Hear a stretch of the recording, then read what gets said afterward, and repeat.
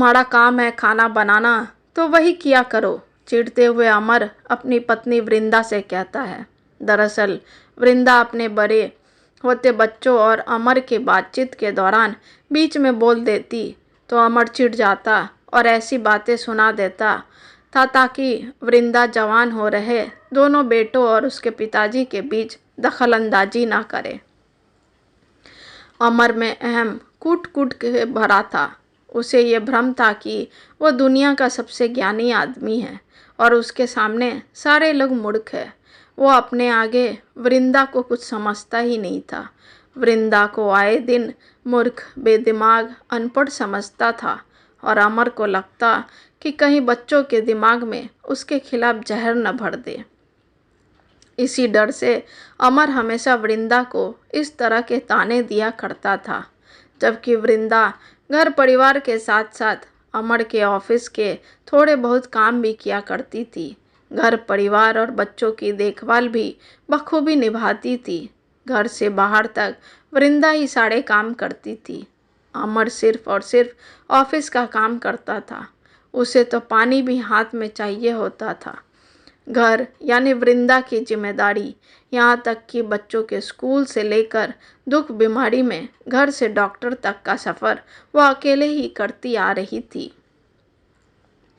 बार बार इस तरह के ताने सुनकर वृंदा ने एक बार अपना मन बना लिया कि अमर को अपनी अहमियत बताने का समय आ गया है। उसने अमर के कहे शब्दों पर चलने का फैसला कर लिया था। अब 1 महीने सिर्फ और सिर्फ खाना बनाने का ही काम करेगी। इसके अलावा वो इस महीने कुछ भी नहीं करेगी। ऐसा सोचकर वृंदा ने ना ही क्रेडिट कार्ड का पेमेंट किया, ना ही इलेक्ट्रिक बिल और ना ही ऑफिस के स्टाफ का पेमेंट। यहाँ तक कि ऑफिस का अकाउंट का काम भी पेंडिंग छोड़ दी, जो वृंदा ही करती थी। ऐसा कोई सा भी काम नहीं किया जिससे अमर के काम में मदद मिलता हो। ये सभी ट्रांजैक्शन हर महीने वृंदा ही किया करती थी। ऐसे बहुत से छोटे छोटे काम जो किसी को नहीं दिखते थे वो वृंदा किया करती थी। यहाँ तक कि सासू माँ और ससुर जी की दवाई भी ऑनलाइन ही मंगाया जाता था, जिसे वृंदा घर के कामों को बखूबी निभाते निभाते कर देती, जिससे अमर के ऊपर दबाव कम हो जाता। पर अमर के लिए ये सब कोई काम नहीं लगता था। उसे तो लगता था सिर्फ वही काम करता है और यही भ्रम वृंदा को अमर के मन से मिटाना था।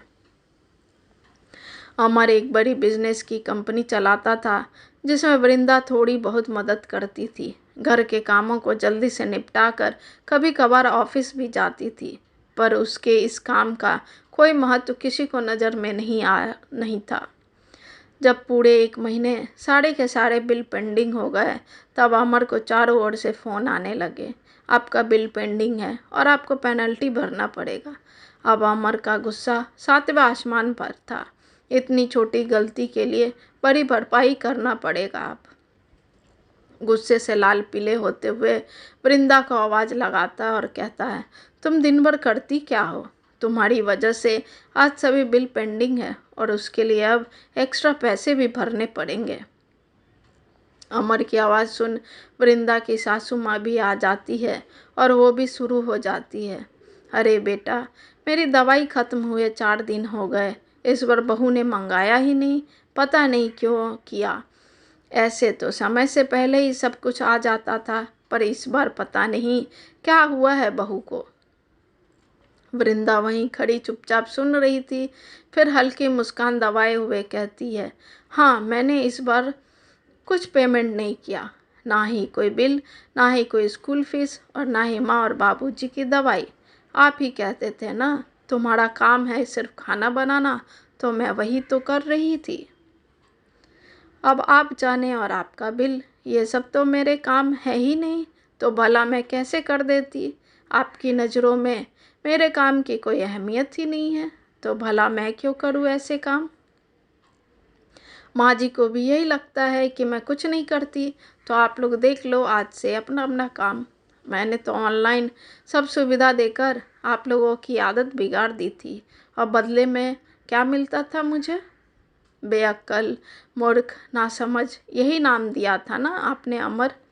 इतना बोलने के बाद अमर को अपनी गलती का एहसास होता है और वो वृंदा से माफ़ी मांगते हुए कहता है, मैं अपने अहम के चक्कर में भूल गया था कि तुम घर के साथ साथ बाहर का भी काम पूरी जिम्मेदारी से निभाती हो। तुम ठीक कर रही हो वृंदा, शायद मुझे ही नहीं दिखा कि ये छोटे छोटे काम में भी उतनी ही मशक्क़त लगती है जितना कि बड़े कामों में। मुझे मेरी गलतियों का एहसास हो गया है वृंदा, अब माफ़ भी कर दो मेरी सुपर वुमेन। अब मुझे माफ़ भी कर दो और जल्दी से वो सारे पेंडिंग काम को ख़त्म कर दो। सासू माँ भी अमर के हाँ में हाँ मिलाते हुए कहती है, अब जाने दो भी बहू, छोटी छोटी बातों को भूल जाओ और फिर से अपनी बागडोर संभाल लो। समाप्त। प्रिय पाठकों, पता नहीं क्यों पुरुष औरतों के लिए काम को अपने से छोटा आंकते हैं, जबकि औरतें मर्दों से ज़्यादा जिम्मेदारी संभालती है, चाहे वो घर हो या नौकरी। क्या घरेलू महिलाएं जो छोटे छोटे काम करके पुरुषों का मदद करती हैं वो काम की गिनती में क्यों नहीं आते? क्या सिर्फ बाहर जाकर पैसे कमाना ही औरतों के सम्मान को बढ़ाता है? विचार कीजिएगा। और कहानी अच्छी लगे तो मेरे चैनल को लाइक सब्सक्राइब ज़रूर करें और मेरी कहानी को शेयर करें।